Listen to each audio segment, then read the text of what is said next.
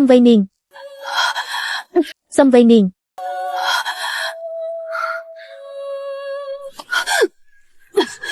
ព្រះអង្គយាងចេញទៅត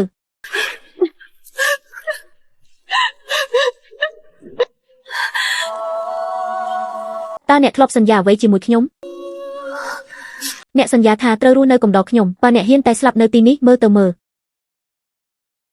គេនឹងបំផ្លាញអ្នកនោះក៏ជារាជបល្ល័ង្ករបស់ខ្ញុំដែរខ្ញុំនឹងប្រជែងយកដោយខ្លួនឯងខ្ញុំមិនត្រូវការឲ្យអ្នកមកស្លាប់ជំនួសខ្ញុំទេតើអ្នកធ្លាប់គិតទេថាបើគ្មានរូបអ្នកឲ្យខ្ញុំរស់នៅយ៉ាងណាលីយ៉ាវឯងសុំគំនិតគ្នាផ្នែកទី2ភ្លើងឆេះវាំងនឹងការរត់គេចមកនេះឆាប់លីយ៉ាវប្រព្រឹត្តអំពើក្បត់វៃninhនៅឯណានរណាក៏បានមកនេះឆាប់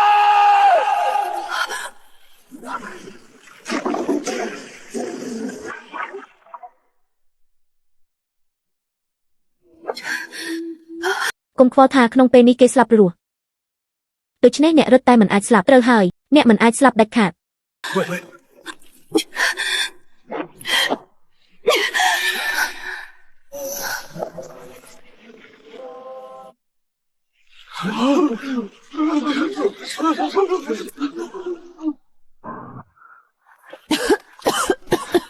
ម្ចាស់ក្រុងព្រះអង្គគុំចាស់ពិតមាត់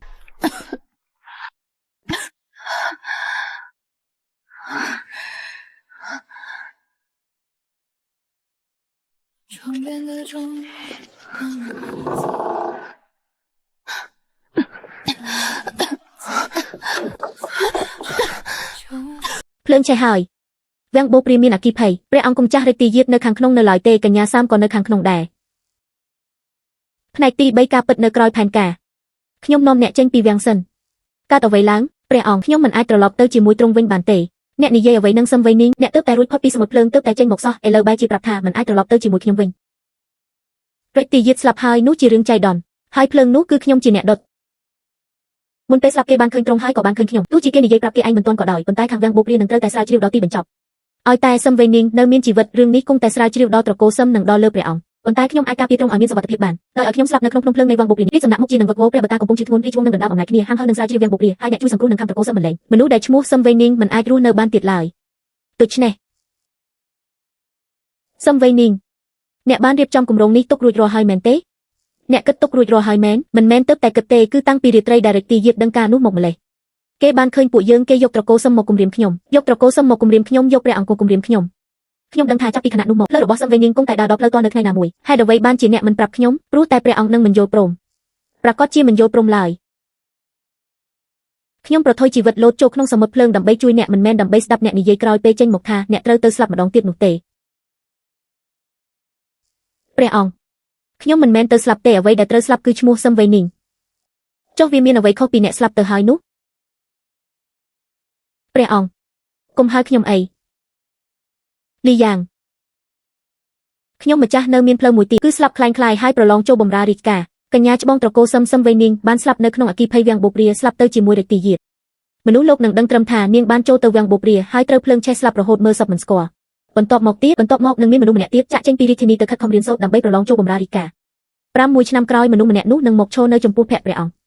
សូម្បីតែត្រូវចំណាយពេលយូរប៉ុណ្ណាក៏អ្នកគិតទុករួចស្រេចដែរ6ឆ្នាំជាផ្លូវដែលលឿនបំផុតអ្នកលួចលាក់ធ្វើរឿងទាំងនេះដោយមិនឲ្យខ្ញុំដឹងលួចទៅដុតវាំងបូព្រាហើយត្រៀមខ្លួនស្លាប់នៅក្នុងភ្នែកមនុស្សគ្រប់គ្នាសឹមវៃនីងអ្នកដាច់ចិត្តខ្លាំងណាស់សុំទោសខ្ញុំមិនត្រូវការពាក្យសុំទោសទេខ្ញុំសួរអ្នកបើទោះជាយប់នេះខ្ញុំមិនបានទៅទីនោះ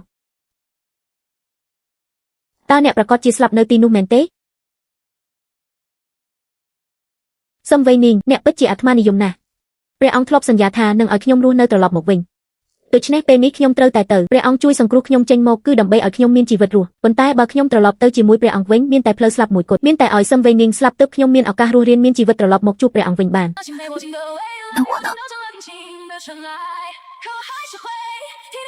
ព្រះអង្គចង់បានរាជបល្ល័ង្កនិងផែនដីមួយនេះ